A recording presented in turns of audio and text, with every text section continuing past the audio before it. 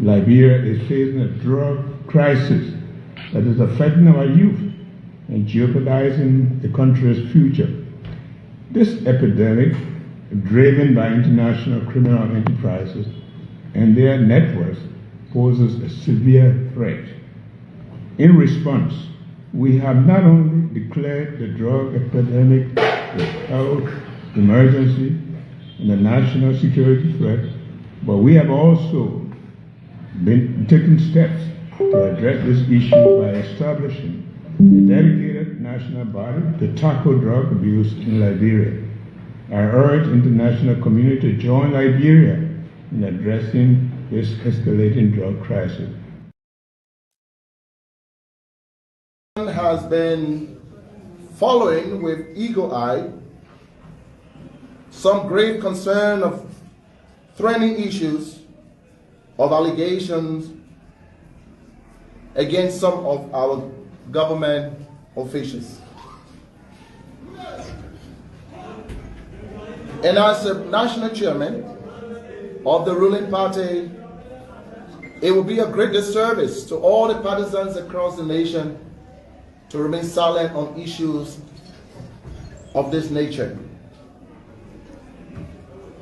As the press has been flagging the issue of corruption, I want to say here that the allegation against Minister Amin Modai about the METEC sponsor luxurious vehicle he claimed that was purchased by the LRA for the use of the Commerce Ministry is deeply concerning, not only to partisans, but Liberians as a whole who have been hoping that this government will going to lead our country into national transformation.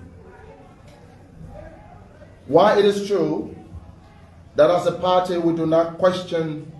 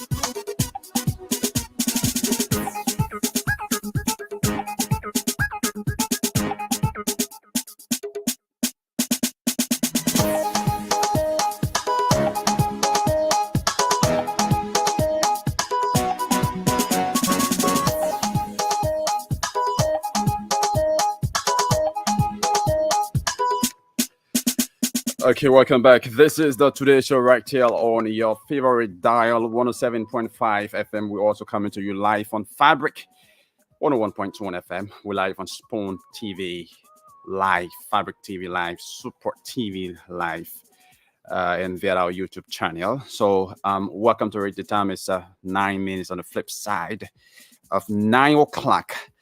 So, like I said, this morning we'll be playing host to guests from the Environmental Justice Foundation, and of course they are here with us in studio. We're going to be discussing today the 10 principles for global transparency and how NAFA can adopt them to promote a transparent and legal fisheries sector. So welcome, and let's have a wonderful time together, folks, as we go along with the show. You can comment right down there in your comment section. You probably will have questions for our guests. You can just write your questions right down there in the comment section, and your questions will be pinned on the screen. We're going to read out your questions out to our guests for answer. So let me welcome our guest to the show, Morris W. Katswa and Olivia Precious Livingstone. You guys are welcome to the show. Thank you. All right. How are you? I'm doing good, and it's a pleasure to be here again. I'm fine, and thanks for hosting us. Okay. I know you had the first edition of the show last week. You appeared here last week, and you might have talked a little bit about the EJF, that is the Environmental Justice Foundation. But for the sake of those listening, probably for the first time, you want to tell us a bit about the EJF, the Environmental Justice Foundation, beginning with you, Precious. All right, thank you. So, Environmental Justice Foundation works to protect people and planet. So we respect, we defend, and we empower communities that are at risk from habitat loss, climate change, and other environmental issues. So how do we do this? we are risk takers. So we expose crimes being done to destroy the natural environment through films and through hard hitting reports. So, with our films and with our reports, we are able to drive durable reforms and facilitate processes of permanent solutions, of finding permanent solutions to environmental issues around the world. So we work in over 14 countries and we're over 100 persons working together at EGF. Our focal areas are ocean, climate change, wetland, and forest. We also work in sustainable fashion, and we work with people we call environmental conservationists, so the frontline conservationists, environmental defenders. They are in the communities that are mostly at risk or affected by changes in the natural environment. So we work with them to empower them and we also advocate for their rights. So that's what we do at Environmental Justice Foundation. But in Liberia specifically, we are implementing the Communities for Fisheries project, and this project is funded by the European Union. So it's under our ocean program, and we are working with Liberia National Fisheries and Aquaculture Authority, along with co-management associations and CSOs like Liberia Artisanal Fishers Association, to promote legal and sustainable fisheries in Liberia. So that's what we do here, along with our turtle and shark conservation. So that's just a summary of what we do at EGF. Okay, so let's hear from Maurice Kansoir. What have you done to promote fisheries transparency, as our topic today focuses on the 10 principles for global transparency and how NAFTA can adopt them to promote transparent and legal fisheries sector. So what have you done so far to promote fisheries transparency? Okay, thank you, Yekezi. So we have done a lot on the community of fisheries program in Liberia that is currently across 4 counties of our 9 coastal counties. So that's Cape Mount, Grand Bassa, Maigibi, and then Grand Cru, where is the scope of our program. So with the program, we have managed to work with the National Agriculture Authority to first establish what we call the co-humanitarian, collaborative management associations, CMA. So part of the transparency issues, because what the CMA is for is that this is a model of management within the fisheries sectors where policymakers and people who are using the resources can come together and share responsibilities and how they can govern the sector. And Liberia adopted that, which is found in the amended Aquaculture Management Act of Liberia, and that help us, is the bedrock of this project, to support the government to establish the collaborative management associations across the counties. And like we discussed last time, we have established 7 across the 4 counties.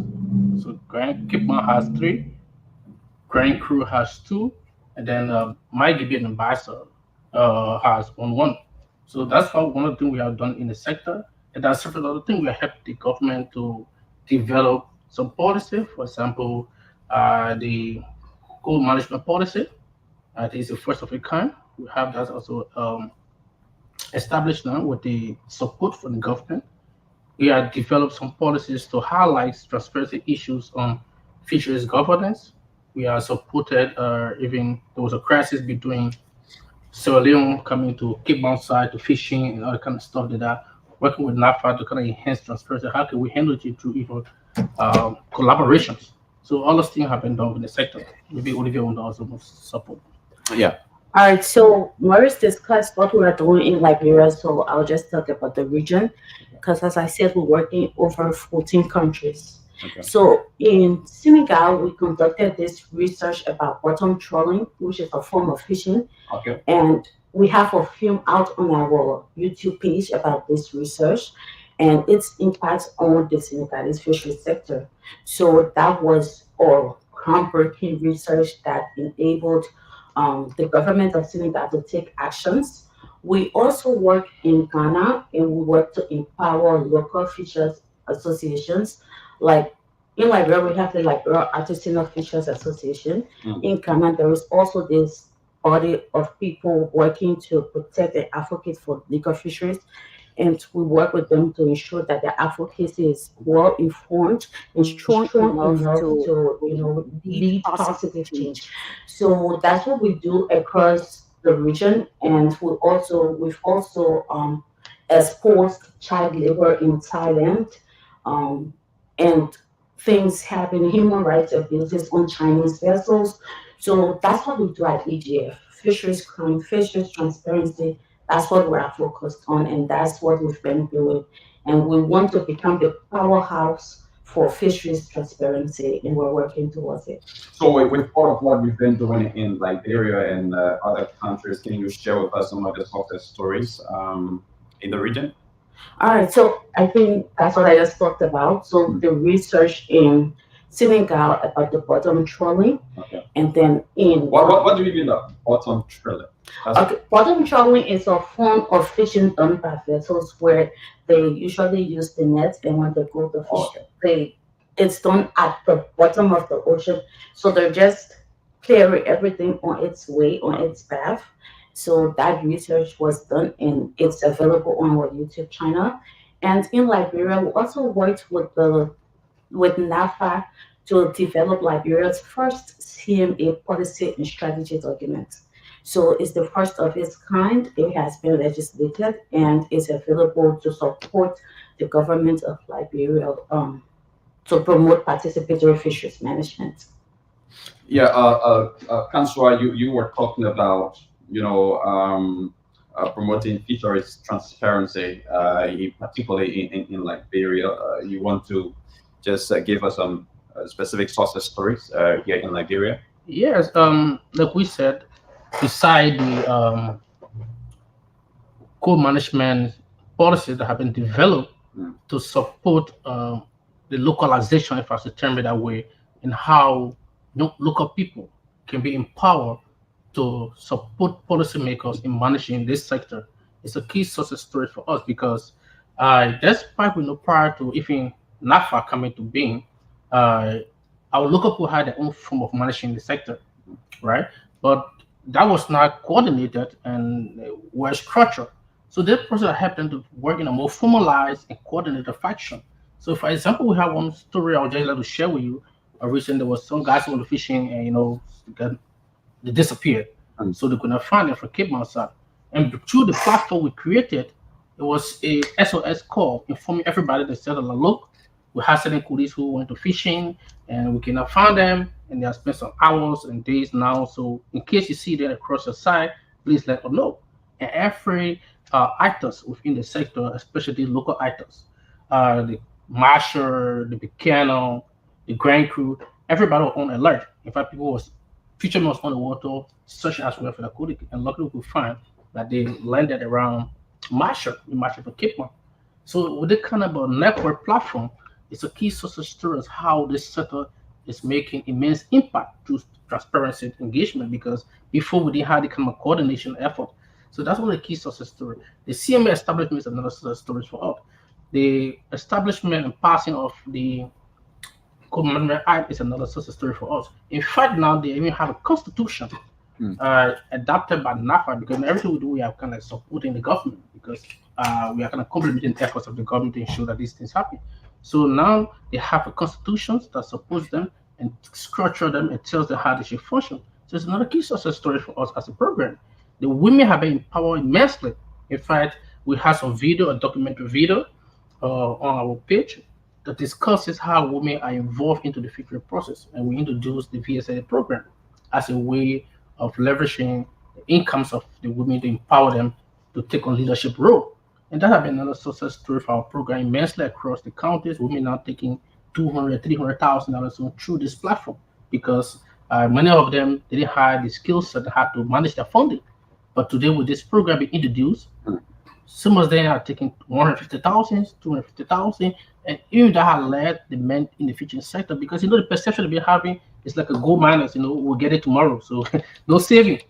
But now people are able to save and ensure that they can able to support the livelihoods of their families, send them to schools and do a lot of things. And to do we are piloting a main component of that programming to ensure that see how it works, but the men have the skill set to also manage their own resources. Okay. Okay, so moving over to the next question. So, what is your role in the global chapter for fisheries transparency? Talking about your organization's role. All right, so as I said, ETF works to promote legal and sustainable fishing. And the Global Charter for Fisheries Transparency focuses on promoting transparency in the global fisheries. So it's not only in Liberia, but everywhere. We want fisheries sector to be transparent. We want information to be shared. We want information to be public. And the reason why this entire thing came about, so there is this FAO report that states that about 37.7% of marine resources are being unsustainably harvested. So it means that the marine resources, the fisheries, is being overexploited. So the rate at which they are being harvested is higher than the rate at which they can regenerate and they can replenish. So because of that, and because of the impact that illegal fishing has on local communities, where we see increased conflicts between local fishers and industrial vessels, we see human rights issues, we see fisheries mismanagement, we see corruption in fisheries sector. The Coalition for Fisheries Transparency came together in 2022 to launch the Global Charter for Fisheries Transparency. And this charter, EGF is one of the key players in that we are promoting the charter by what we are doing here with this advocacy. And we are also working in several countries to ensure that the 10 principles that are the cornerstones for this charter are implemented in these countries. So we do this in different ways. We do this by creating awareness. We also do this by comparing the local laws in the country. So we do a gap analysis. What is there? What is this country already doing in terms of implementing these 10 principles? What can the country do more? So we are also working on Liberia's gap analysis, comparing Liberia's progress against the 10 principles. And we've also done it for other countries, Seychelles, Mauritius, Thailand. So we do it in these countries to present to government, okay, so these are the 10 principles. And this is what the principle says. So you have been able to do maybe 4 or 5. What can you do to be able to implement the rest of the principles?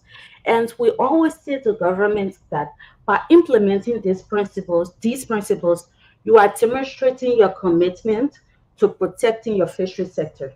So you are serious about promoting sustainable fisheries. You are serious about protecting your marine resources, and you are also serious about advancing participation and equity in your fishery sector. And we also engage CSOs because remember now, they are indispensable actors when it comes to implementing the Global Charter for Fisheries Transparency because we work with them to be able to advocate for the implementation so they hold government accountable. Okay, you had this discussion with EGF and you said that you are going to implement these 10 principles. So how far are you? What can we do to enhance it? What can we do to amplify the efforts that you are making? So at EGF, there are a lot of organizations that came together to form the coalition, Seafood Legacy and other organizations, but EGF is one of the founding members, and we are working within the countries that we already exist in to promote the 10 principles and to ensure that government can be able to enact those principles to promote sustainable fisheries. Okay, so Councillor, you just want to expound on that, but then additionally, you want to make mention of some of the challenges that you face in ensuring fisheries transparency. particularly in Liberia? Yeah, so before I talk about challenges, she spoke about how are we involved in this whole transparency. I highlighted how we are one of the bedrocks because of EGF being a global icon in terms of future transparencies. I doing a lot of documentaries, having the frontliners, people who go on to see, engage governments, and develop other things. So they have formed the Coalition of Future Transparencies, which we are part of leading. We also part of the future transparent initiatives, and there are so many people. And since 2010, like you mentioned, FAO highlighted on the report, there had been a common discussions in all policy discussions.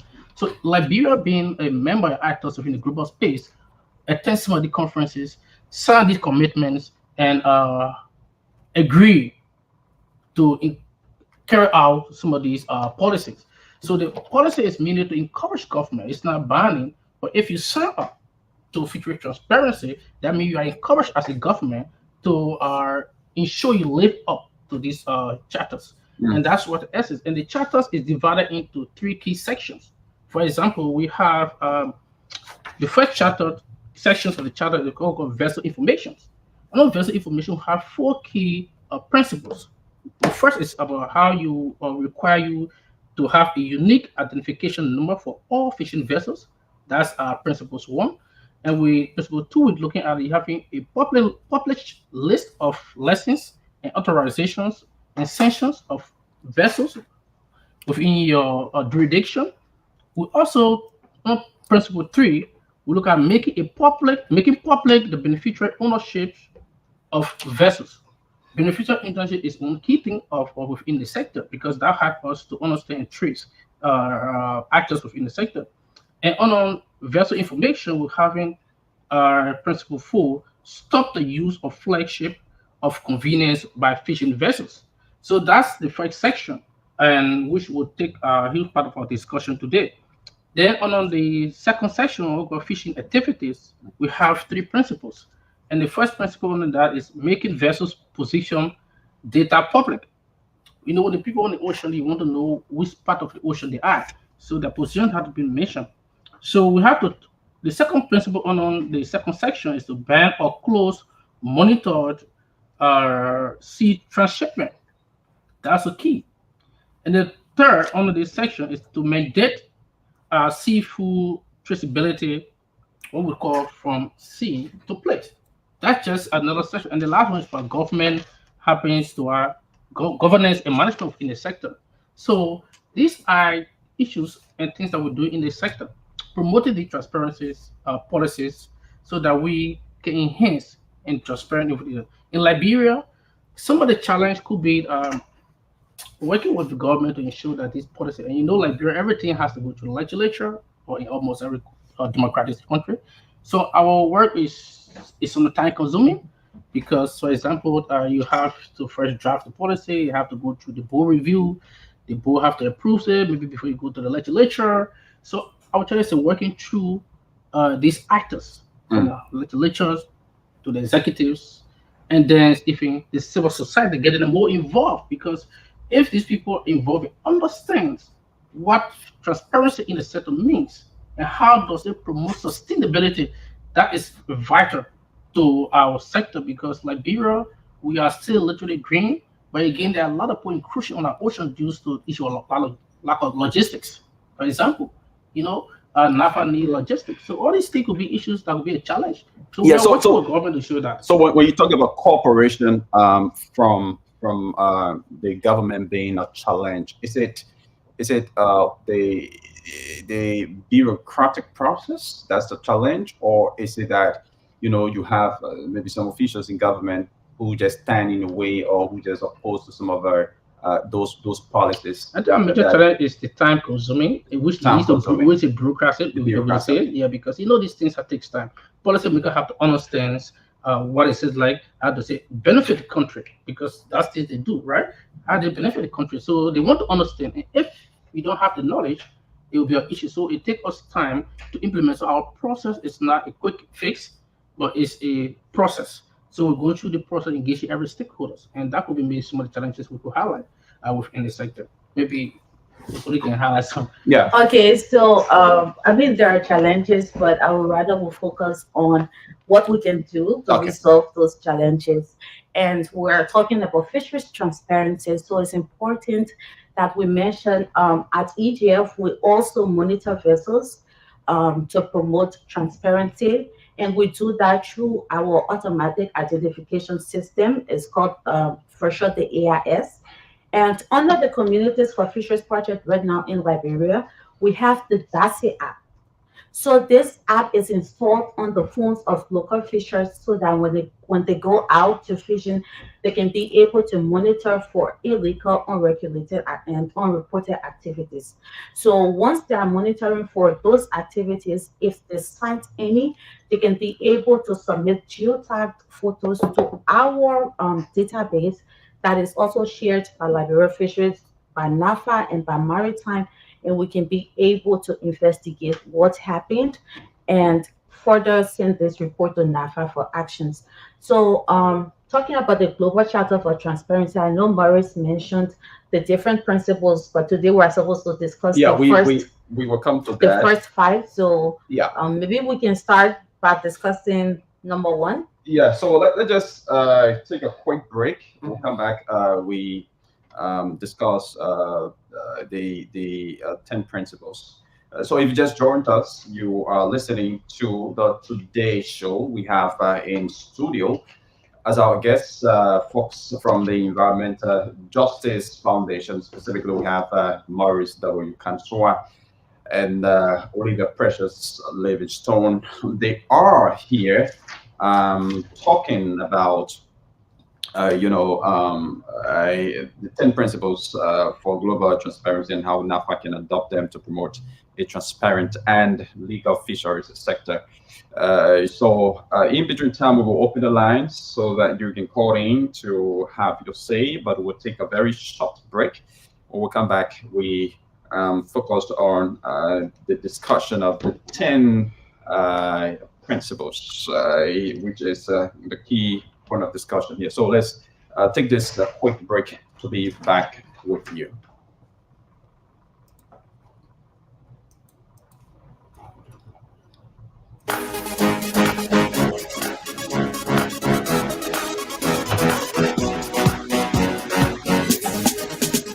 So, just Sorry, how you want to discuss these principles? So once you take one, take one, take one, take one, or I talk later about interview or anything. Together. Yeah, this mic is getting a lot of feedback. yeah, just mute.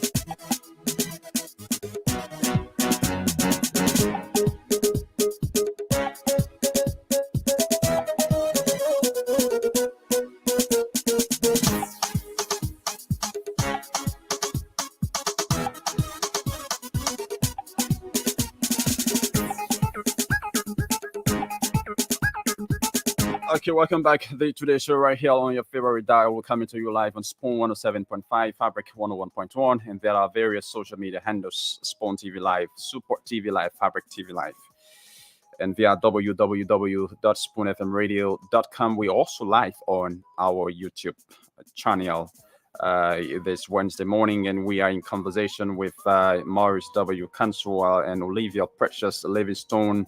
They are all from the Environmental Justice Forum, and they are here today to talk about the 10 principles for global transparency and how NAFA can adopt them to promote a transparent and legal fisheries sector. But folks, you can keep on playing the radio game as we go on with the show. The drawing winners at the end of the show.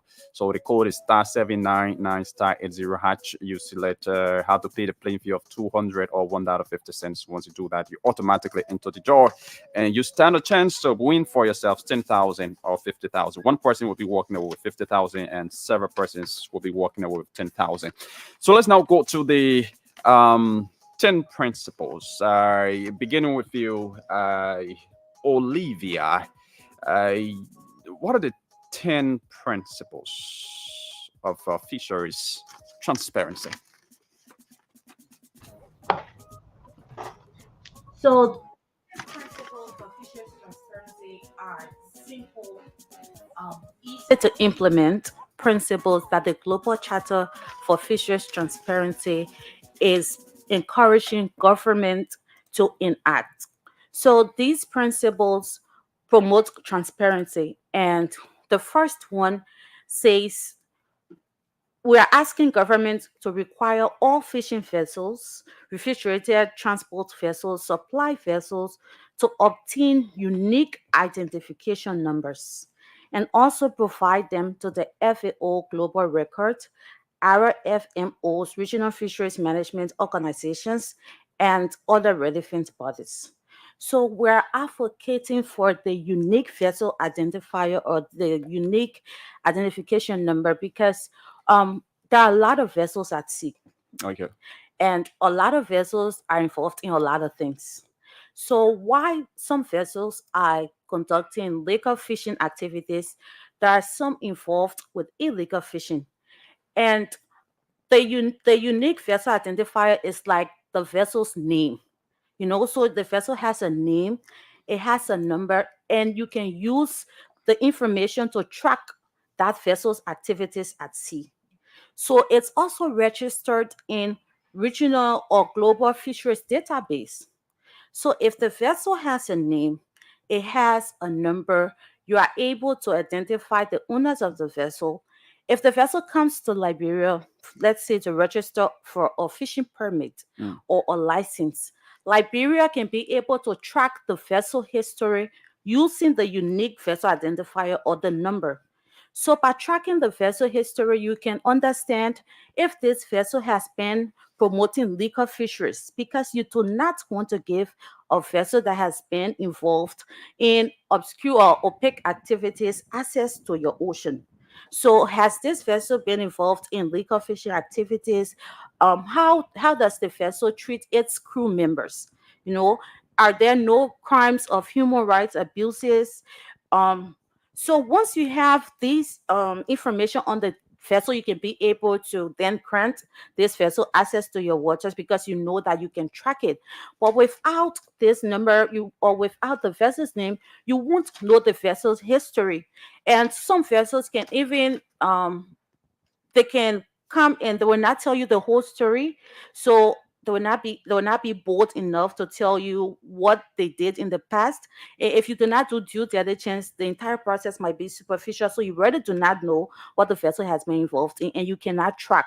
So with this unique identifier number, you can be able to track the vessel. And even if the vessel is at sea fishing, you can be able to know what the vessel is doing at a particular time and where the vessel is using that vessel's number. And monitoring is fundamental to fisheries management because you need to monitor to know that the vessel is complying with your regulations and promoting legal fisheries. So that is the first principle. And we are saying that NAFA should ensure that all vessels here have this unique number. They have all of the vessel's details and they can be able to easily track vessel activities while at sea. Okay. Yep. The All right. second, So the second one is the making public the license. So let's just making say public the license. the license, yes, Okay. the license of authorizations, essentials of those vessels, because like she highlighted, if you don't have a unique identifications, the license of those vessels are operating in your ocean, it becomes difficult to do a historical check of the activities of those vessels. Mm. So, and when you make it public, it make it easier for other actors to inform you that, oh, we had the vessel in our place, and this vessel, this is the history, and this is what they have done, and they can feed you information that can inform you as to how you can make a decision as to whether to register the vessels or not to register them, or if they are to be registered, on what condition you're going to position them because of their history. So if you don't make it public, it becomes a challenge for even your collaborators or partner within the region. For example, we have the West African region, like what the FCWC. Mm. So other bodies can want to help you. For example, Ghana can give you history about certain vessels. Like if you don't make it public and you make it secrecy, it becomes a challenge for even your regional colleagues to assist you in terms of transparency. So the second principle highlights the issues of making public to listen, and we encourage NAFA. We know they are doing some. Now if you check on NAFA page, they have some publication there. But we encourage them to ensure that all of the information required are made public on those river vessels that operate on ocean. Then that will bring me to the follow-up question about the difference between the two, the unique identification number and that of the license. All right. So the unique identification number is something that a vessel should have. Okay. So we're saying that each vessel should have this number. But what the second principle is saying that after NAFA has done its due diligence and granted a vessel the license to fishing in the water, they should be able to publish it on their website. Okay. So inform the public that, okay, this vessel belongs to Olivia Livingstone, and this vessel will be fishing in Liberia from September to December. So everyone knows. And not only Liberia, but you also make it public to the FCWC. He mentioned the Fisheries Committee for West and Central Gulf of Guinea. Over 6 countries there, and they're managing the shared resources. So you let them know, okay, so this is the vessel that we have, and we have granted this vessel access to our water. So everyone knows that this vessel is fishing in Liberia's waters. So they can even be able to warn you. And there are other things that we ask the government to publish too. For example, subsidies. Are you giving these vessels money to offset some of their operational costs? If yes, make it known to the public. Let the public know how much you are giving this vessel and why you are giving this vessel money. Also, official access agreements, because some of the access agreements can be bilateral, like what EU and Liberia had. So also publish the access agreements. Okay, so Liberia and EU has this agreement for EU vessels to fish in Liberia's waters, and these are the benefits that Liberia will get, and these are the benefits EU will get from this access agreement. So you make it published. And also, if there are sanctions, for example, maybe a vessel was caught in an illegal activity and the government of Liberia decided to sanction the. So, because there are different types of sanctions, so did you have to confiscate the vessel? Did you have to fine people on the vessel, or to fine the vessel itself, the owners? Or did you block imports from this vessel that, okay, no fish or whatever from this vessel should be sold on Liberia's market? So, make known all of those things so that the country partners and the world can know that Liberia is taking action to protect its marine resources. So that is the second principle, and that's what we're asking the government of Liberia to do. Okay, let's transition to the third. Okay, so the third one talks about making public information on beneficial ownership of vessels. So when we talk about beneficial ownership, we are referring to people who might not be the owners of the vessels, but they stand to benefit something from the vessel. Okay. So they can benefit from the assets, they can benefit from the income, or they can benefit from some of the fish being caught by that vessel. So you want to know in Liberia, right now we have about 6 vessels on the waters. We want to know who all stand to benefit from that vessel. And there are many reasons why this is important.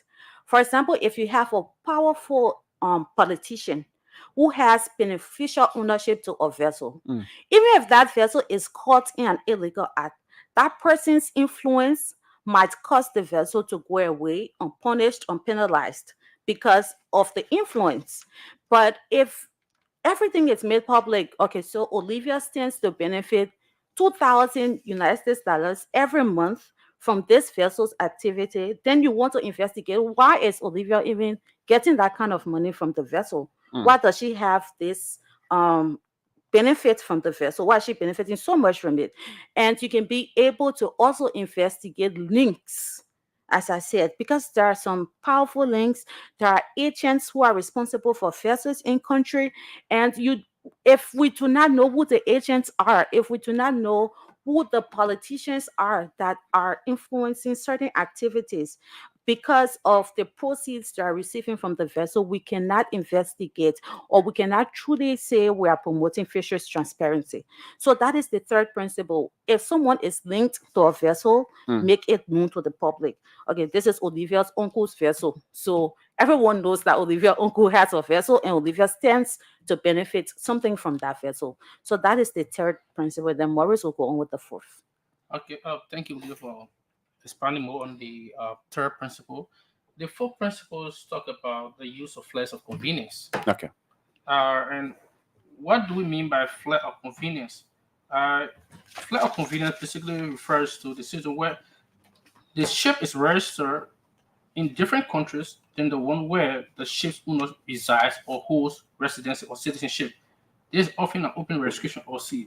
So you see that the flag of convenience basically refer to the registration process of those various flags. Because sometimes if you are in, for example, in Guinea or Ghana, you're there, but your ship is registered and flying Liberian flag, right? Registered in Liberia and it's working here. So we want to understand, for example, the ownership level. That also linked to ownership. So the flag of convenience, where are you of your ship working? Which flag is it flying? The owner of that ship, where is it? Is it a Liberian ownership or is it someone who is living in Haiti or maybe China and they have a flag register? So because people take their various vessels and register places where they feel that they can have some control and access. So the flag of basically refers to that principles and we want for Liberia to kind of publish those issues so that we can understand the situation and how where these owners of the vessels and how which flag the flies or what are the company on the part time of stuff. That's why we refer to the fourth issue flags of convenience. All right. So And that need to also be and the issue is that we need to stop it because sometimes we encourage the government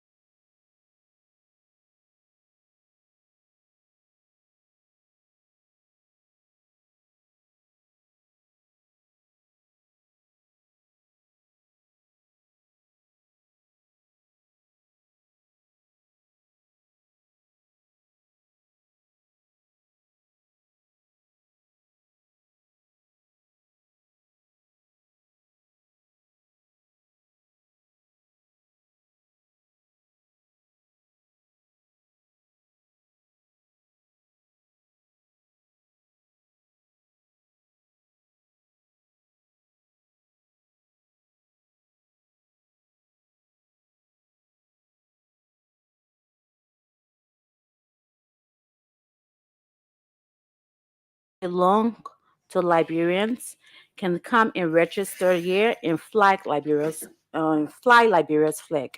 So the reason why this happens most times is because some vessels they want to register in places where the restrictions, where the requirements are not stringent, they are not rigid, so they can get away with a lot of things.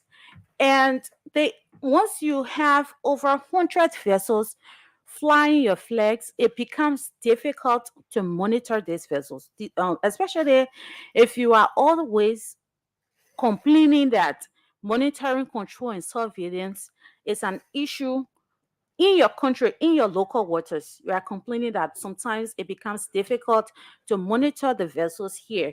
So, how about vessels fishing in different parts of the world? How do you monitor them when you have more than 50 vessels registered in your country and flying your flag? So it becomes an issue because you as a country you cannot exercise your responsibility to monitor all of those vessels. So vessels involved in illegal fishing might be linked to you now because they are flying your flag, even though they do not belong to the country or they do not operate in the country, and it becomes problematic.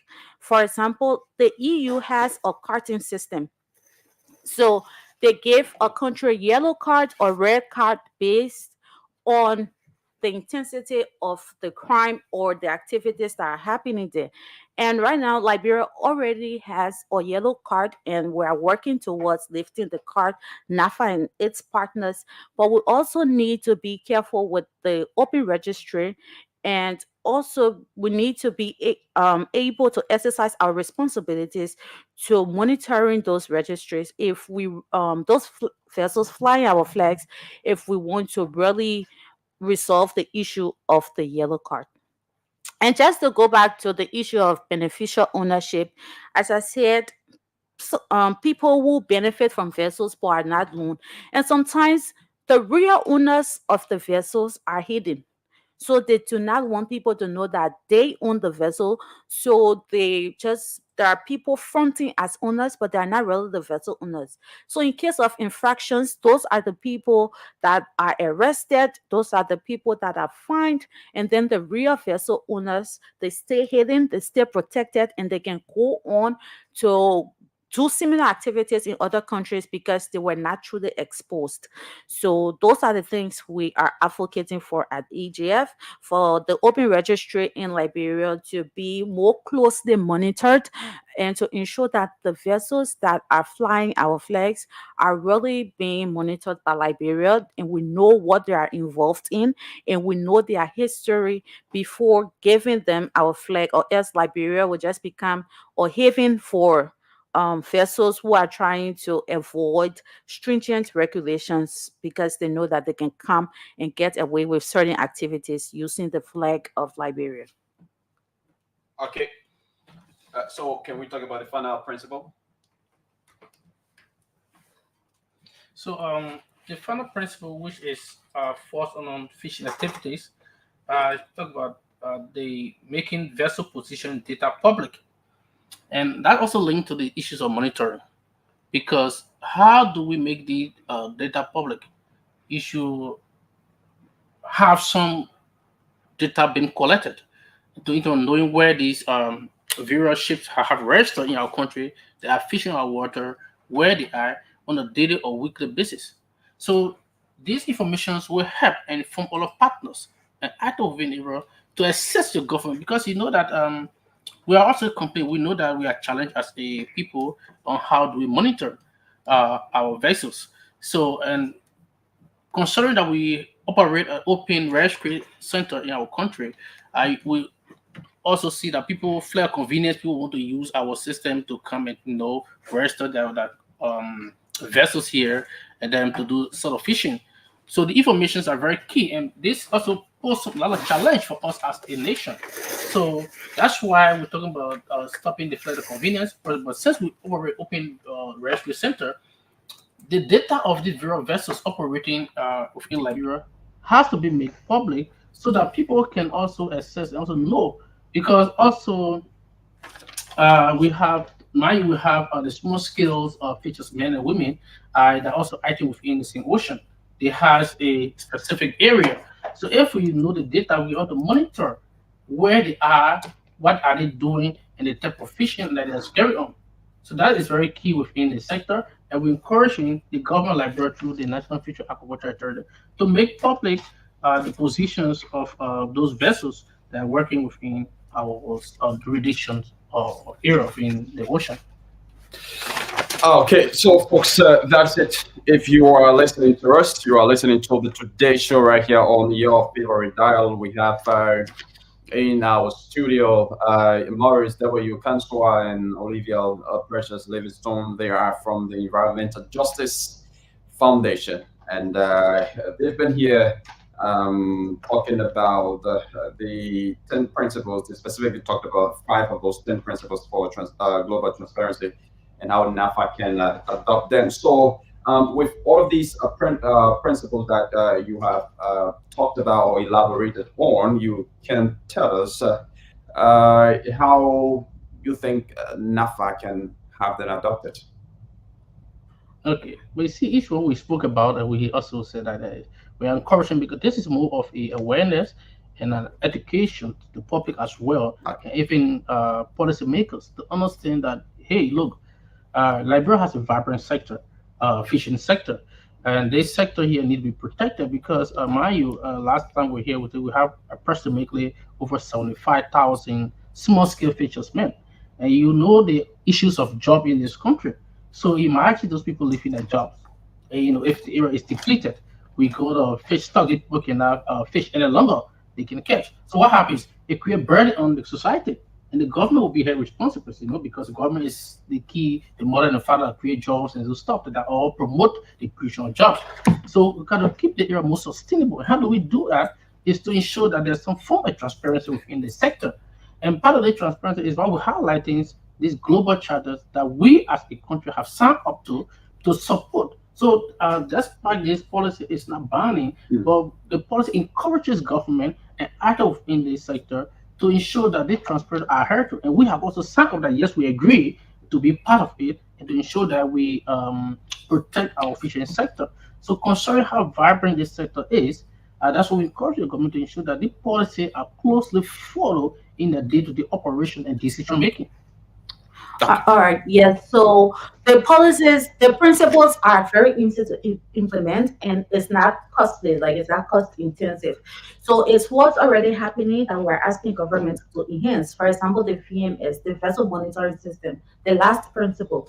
Can you just ask vessels to always ensure that that VMS is turned on so that you can have real-time data of where a vessel is and what the vessel is doing at a specific time. So that does not require NAFA to go and do a sophisticated open access system. It's just asking a question and ensuring that they comply with your regulations so that you promote sustainable fishing practices in your waters. Okay.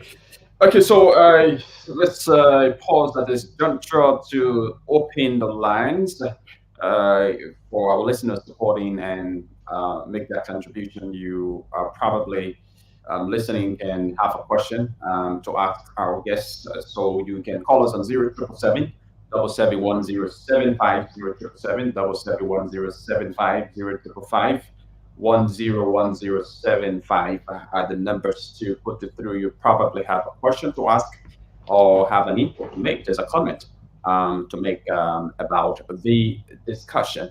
So call us on 0777 1075 101075. Those are the numbers to put it through, and you're going to have the opportunity to ask your questions or make a comment here on the show.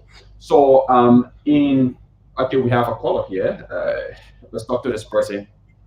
Good morning. Your name, where you join us from? Good morning, Maato Loyal. Okay, I'm calling from Bogota. okay, let's hear you, sir. You've been following the show, right? Yes, Okay, let's hear you. Do you get me? Yeah, you are live. I'm getting you. You just have to lower the volume of the radio or walk away from it. Okay. So I just want to commend your guest on the show. I'm so excited that we see young Liberians in preserving our own environment. So I just want to commend them for the initiative. But I have one question to ask. Most often these kind of discussions will only focus on the seawater, but then we have some bad practices that are going on in the rural areas. We have some waters, the women go and fishing, and these bad practices are not observed in terms of preserving what needs to be preserved at that level. So I'm just asking their initiatives are also focusing at that level in the rural areas of Nigeria. Okay, thank you. Just hang up the line and listen. They are going to respond to your question. Thank you. Thank you very much. 0777 1075 0777 1075 1075. You can call us and have your say. We have folks from the Environmental Justice Foundation. They've been here talking about the principles for global transparency and how the Fisheries Authority here in Liberia can adopt those principles. So I just want to address the question of whether or not your work covers, water bodies in the rural parts of the country. So yes, we work in Grand Cape Mount, we work in Grand Crew, we work in Margibi, we work in Grand Bassa County under the Communities for Fisheries Project. But the Global Charter for Fisheries Transparency focuses on marine fisheries, so mostly industrial fishing, and it can also be applied to small scale fisheries, but that will be done with some consideration or under certain conditions. But our work in Liberia with the CMAs we have established, they also cover water bodies. For example, the Monitoring Control and Surveillance Committee in Grand Crew just conducted a patrol on one of the rivers there, and they noticed that the river is becoming highly polluted, and they are now organizing a meeting to discuss the cause of the pollution and how they can mitigate that. So we also asked the CMAs to patrol the rivers, and we asked them to discourage illegal activities on the river. So yes, our work with the EU-funded Communities for Fisheries project covers river bodies, and it also covers rural areas like Grand Crew County, Grand Bassa County, and the other counties we work in. And to add, I think that's why we are also ensured that these local actors that we call now the Collaborative Management Associations established under this project with support from the National Future Aquaculture Authority have been given the power to make decisions over the area they have. So, for example, if a CMA covers an area that has a major river there, like in Grand Crew, definitely the CMA will ensure, because they know that the livelihood also depends on the river. That's why the charter focuses on marine fisheries, but that's why the transparency is also empowering local actors to ensure that there's sustainability within the sector. And the rivers, Liberia have 6 to 7 major rivers. They were also key to the livelihood of our people. So that's part of the work we are doing, brother. That's why we are not talking mainly about the rivers, but our work across the local actors are being empowered to ensure that there is no bad fishing practices or harmful fishing practices, or what we call the IUU, the illegal, unregulated, unreported fishing practices happening within our sector.